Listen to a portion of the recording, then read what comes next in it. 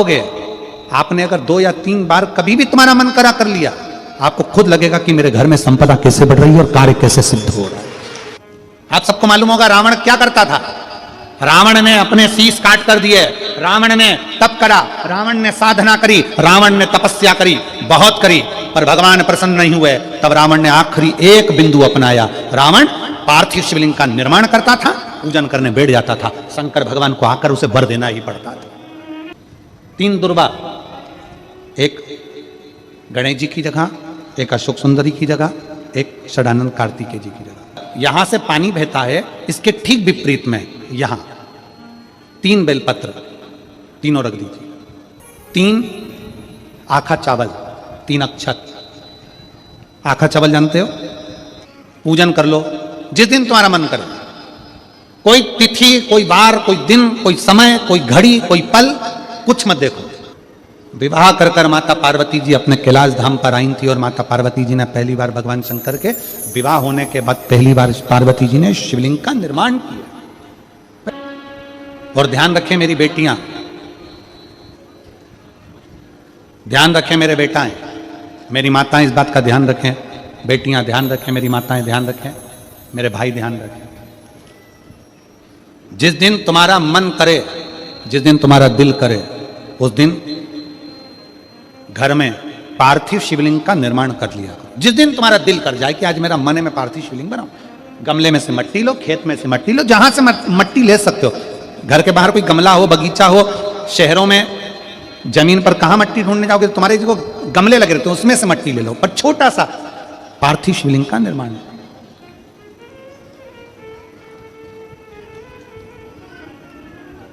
समझ लेना जरा, तुमने पार्थिव शिवलिंग बनाया, जलाधारी बनाई, पूजन कर लो जिस दिन तुम्हारा मन करे। कोई तिथि, कोई वार, कोई दिन, कोई समय, कोई घड़ी, कोई पल, कुछ मत देखो। तुमने पार्थिव शिवलिंग का निर्माण किया। 3 आखा चावल, 3 अक्षत। आखा चावल जानते हो? साबुदाना, आखा चावल। 3 चावल के दाने, एक गणेश जी की जगह, एक अशोक सुंदरी की जगह, एक षडानंद कार्तिकेय जी की जगह। 3 चावल। 3 दुर्वा, एक गणेश जी की जगह, एक अशोक सुंदरी की जगह, एक षडानंद कार्तिकेय जी की जगह।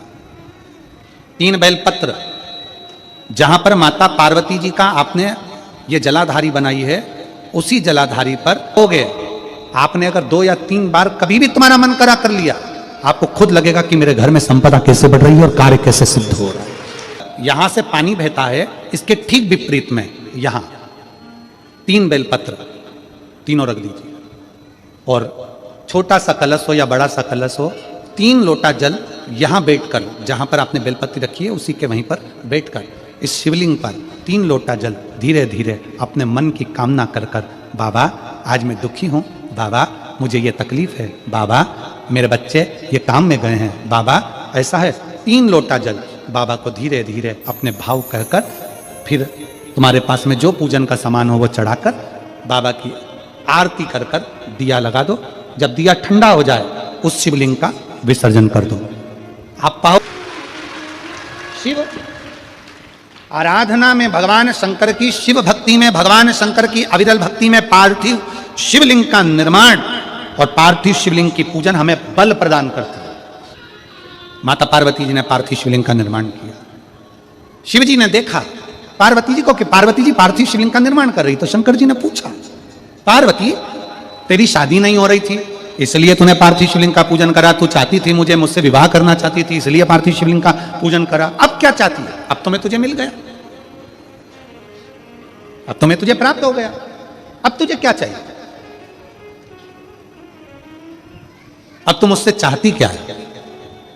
पार्वती जी ने हाथ जोड़कर भोलेनाथ जी से विनय करा, अब मुझे कुछ नहीं चाहिए, बस इतना चाहिए कि मैं कैलाश पर रहूं या शमशान में रहूं, जहां भी रहूं मेरे हृदय में कभी भी दुख ना हो, मैं प्रसन्न होकर अपनी जिंदगी को आपकी सेवा करते करते निकाल दूं, आपकी प्रसन्नता पूर्वक।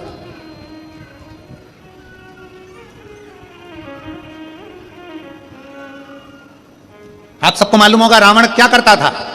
रावण ने अपने शीश काट कर दिए, रावण ने तप करा, रावण ने साधना करी, रावण ने तपस्या करी, बहुत करी, पर भगवान प्रसन्न नहीं हुए। तब रावण ने आखिरी एक बिंदु अपनाया। रावण पार्थिव शिवलिंग का निर्माण करता था, पूजन करने बैठ जाता था। शंकर भगवान को आकर उसे वर देना ही पड़ता था, वर देना ही पड़ता था। पार्थिव शिवलिंग के निर्माण का, पार्थिव शिवलिंग के पूजन का, पार्थिव शिवलिंग की आराधना का फल बहुत। कितने लोग हैं, आप लोगों ने बनाया कभी पार्थिव बनाया? सावन में बनाते हो गुरुजी, है ना, ऑनलाइन जब पार्थिव शिवलिंग का निर्माण होता है तब बनाते हो। पर बीच में कभी तुम्हारा मन कर जाए एकदम, जब तुम्हारा मन हो। अब कई लोग कहते हैं गुरुजी पार्थिव लिंग का पूजन करना है तो पति पत्नी का दोनों का होना जरूरी है, शादीशुदा होना जरूरी है, या ऐसा जरूरी है या वैसा जरूरी है। शिव महापुराण की कथा कहती है बच्चे हो बच्ची हो, शादी हो गई नहीं हुई, विवाह हो गया, जैसे भी हो, आप जैसे हो वैसे पार्थिव लिंग का निर्माण करो। वो काली मिट्टी के बनाए भोलेनाथ, चढ़ाऊं लोटा जल भर। पीली मिट्टी के बनाए भोलेनाथ, चढ़ाऊं लोटा जल भर। बालू रेत के बनाए भोलेनाथ, चढ़ाऊं लोटा जल भर। आज तक लोगों को नहीं मालूम कि पूजन करने बैठते हैं तो सबसे पहले क्या करते हैं। पर सबसे पहला काम मंदिर में बिना पंडित के सबसे पहला काम कौन सा होता है? तो सबसे पहला काम होता है भगवान को धन्यवाद देना कि आज भी आपने मुझे इस मंदिर में आपका दीदार कराने के लिए, दर्शन कराने के लिए बुलाया। अगर पंडित साथ में होगा तो पहले वो मंत्र बोलेगा, स्वस्ति वाचन करेगा। स्वस्ति वाचन करने में उसको अर्थात भगवान के लिए भी प्रसन्नता और आपके लिए भी प्रसन्नता। पर आपके पास कोई ब्राह्मण नहीं, आपको कोई स्तुति नहीं आती, आपको कोई मंत्र नहीं आता, आपको कोई साधना नहीं आती, आपको कोई तप नहीं आता, पर आप इतना तो कर सकते हो कि भगवान के मंदिर में जाकर उनको धन्यवाद दे सकते हो कि तेरी कृपा है जो मुझे चलकर यहां तक बुला लिया, 2 कदम चलाया, यहां तक बुलाया, ये तेरी कृपा है। और बड़ी कृपा करी जो डलिया भर के पूजन का सामान भी लाई, बड़ी कृपा करी जो दूध भरकर भी लाई, बड़ी कृपा करी जो कलश भरकर भी लाई। कितने लोगों का फायदा है कलश भरकर मंदिर ले जाने में? देखिए जरा, कितने लोगों का फायदा। हिंदू धर्म में विष्णु पुराण में, पद्म पुराण में लिखा है, सौभाग्यवती नारी जब भरा हुआ पानी का लोटा लेकर कलश लेकर जाती है और उसको देखकर कोई व्यक्ति निकल कर चले जाता है तो जिस काम के लिए जाता है वो काम सफल हो जाता है। मंदिर का ही लोटा, मंदिर का ही पानी, सिर पे पल्लू लेके हर हर महादेव, बस शिव जी के चढ़ा रहे और इतने प्रेम से रिझा रहे। अब फ्री का पानी था तो एक लोटे में मन भी नहीं माने। अरे करा तो भगवान के सम्मुख में पहुंचकर अगर आप जल का पात्र भी लेकर जा रहे हो, भरा हुआ लेकर जा रहे हो, तो कितनी प्रसन्नता की बात है। हिंदू धर्म की रीति है, जिस पात्र को हम जल चढ़ाने लेकर जाते हैं उस पात्र में भगवान के चरणों का जल लाते हैं, खाली पात्र नहीं लाते। क्या लाते हैं? भगवान के चरणों का जल। उस चरणोदक को लेकर आए, घर में रखा, सबने अपने नैनों में लगाया, हृदय में लगाया, चित्तवृत्ति में लगाया। खाली पात्र हम लेकर वापस नहीं आ रहे हैं। शिव मंदिर में जब जब जाओ, जल चढ़ाने के लिए जाओ, पात्र तुमने शंकर जी को पूरा पानी चढ़ा भी दिया तो शंकर के चरणारविंद का थोड़ा सा जल पात्र में डाल के भले 2 बूंद लाओ, 4 बूंद लाओ, इतना सा लाओ, पर लाओ और उसको पूरे परिवार के नेत्रों में जब लेकर आए हो चरणों तक तो लगाओ। पर खाली पात्र नहीं लेकर आना। खाली पात्र लाने में ध्यान दीजिए, जब आप पूरा जल समर्पित कर देते हैं, जल समर्पित भी पूरा करना है। भगवान को चढ़ा रहे हो तो पूरा समर्पण होना चाहिए, पूर्ण समर्पण। इसलिए शंकर भगवान को अधूरा समर्पण नहीं, इसलिए श्रीफल भी पूर्ण चढ़ता है। शंकर जी के मंदिर में श्रीफल नहीं फूटता, पूर्ण श्रीफल। बेलपत्री भी पूरी, चावल का दाना भी चढ़ेगा तो आखा, फल भी चढ़ेगा तो आखा, फूल भी चढ़ेगा तो आखा। भगवान को कोई चीज खंडित नहीं चढ़ती, शिव जी को। जल भी चढ़ेगा तो पूर्ण। जिस जल को चढ़ाने के लिए लेकर गए उसको बचाकर नहीं लाना है शिव मंदिर में से, संपूर्ण। क्योंकि भगवान के चरण की रज जब हमारे घर में प्रवेश करेगी तो हमारा आत्म कल्याण तो स्वतः ही हो जाएगा। शिव करुणा कर ही देंगे। पर कई लोगों की आदत रहती है, और आपने भी गलती करी होगी, गए होगे, चढ़ाकर भी आए होगे, पूरा पानी भी उंडेल कर आए होगे, चढ़ा भी दिया, छोड़ भी आए, पर लेकर नहीं आए होगे। कई लोग गलती कर जाते हैं और फिर बाद में कहते हैं हम तो इतने साल से पूजन कर रहे हैं, भगवान हमारी सुन ही नहीं दिया। तो भगवान के मैं तो तैयार बैठा, पर तू नवा के चली जाए, लेके तो कहीं जाए। तो भगवान तो नहीं ना कहेगा कि तू मेरे पास में आए तो मैं चरण की रज लेकर जा। भगवान तो नहीं ना कहेगा कि मेरे पास में आकर तू ये लेकर जा। भगवान तो कहेगा मेरे पास में आया है, मांगना कुछ मत, बस मुझे जो स्नान कराया है मेरा चरणोदक लेकर जा, छीट दे पूरे घर में, संपदा भरना मेरा काम है। जहां मेरी चरण की रज पहुंच गई वहां संपदा स्वतः पहुंचती है, मैं वहां पहुंच जाता हूं। तो चरणों तक ले जा। पर लोग ले जाते हैं, पूजन करते, कलश भी उंडेलते, जल भी चढ़ाते, पर आते समय खाली लेकर आ जाते। भगवान को इतना बुरा लगता, मेरे दरवाजे से खाली जाए मुझे कितना बुरा लगेगा, जो आए वो भर कर जाए, भले 2 बूंद लेकर आओ पर उसमें चरणों तक थोड़ा सा लेकर अवश्य आए।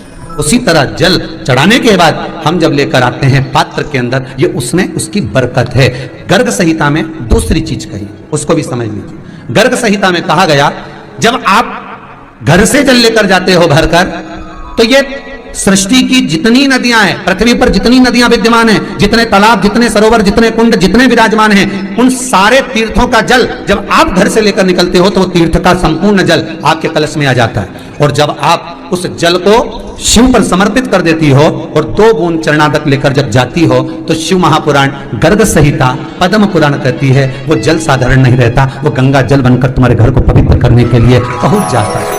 वो पवित्र गंगा जल बन जाता है, उसको लेकर प्रवेश करना। हम बार बार कहेंगे, भगवान के मंदिर जब भी जाओ ना, चेहरे पर प्रसन्नता होना चाहिए। किसी से मिलने जाओ ना, चेहरे पर अगर प्रसन्नता नहीं और ऐसे ही पहुंच गए ना, तो वो श्रेष्ठता नहीं मानी गई। तुम तुम्हारी बहन के घर जाओ, सती मैया जलकर भस्म क्यों हुई? माता सती के भस्म होने का कारण क्या था? सती को पिता पर जितना क्रोध आया, उससे ज्यादा क्रोध सती माता को अपनी बहनों पर आया कि मेरी इतनी बहन, ये 60 की 60 बहन मेरे सामने खड़ी रही और मैं आई तो प्रेम से मुस्कुराई तक नहीं। आप किसी के यहाँ जाओ और कोई के यहाँ पहुंचे और जाते से आप उस पहुंचे और कहा जी जी राधे राधे, जय श्री कृष्णा, हर हर महादेव, श्री शिवाय नमस्तुभ्यम, ओम नमः शिवाय, आपने बोला और उसके चेहरे पर प्रसन्नता नहीं आया, तो ऐसे घर में जाने से कोई फायदा है क्या? और आप किसी के यहाँ जा रहे हो तो आपके चेहरे पर भी प्रसन्नता होना चाहिए, सामने वाले को तो हो, आपके भी चेहरे पर भी। मंदिर में जब जब जाए, गुरु के दरवाजे पर जब जब जाए, परमात्मा के चरणारविंद में जब जब जाए, माता पिता के चरणों में जब जाए, घर के बुजुर्गों के पास जब जाए, तो तुम्हारे चेहरे पर प्रसन्नता होना चाहिए। भगवान को भी लगे दुख भले है इसको, पर चेहरे पर प्रसन्नता है, इसको अब दुख नहीं देना, क्योंकि इतना मुस्कुराकर ये